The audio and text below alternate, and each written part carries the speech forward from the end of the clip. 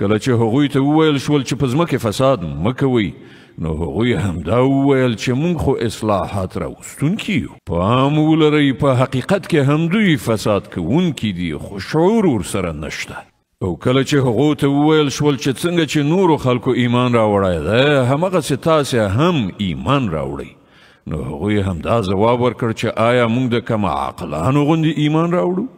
پام لرئ په حقیقت کې خود دوی په خپله کم عقلان دي خو دوی نه پوهیږي. کله چې دوی له مؤمنانو سره یو ځای شي نو وایي چې موږ ایمان راوړی دی او کله چې په ګوښه ځای کې له خپلو شیطانانو سره یو ځای شي نو وایي چې په اصل کې خو موږ له تاسې سره یو او په دې خلکو ملنډې وهو.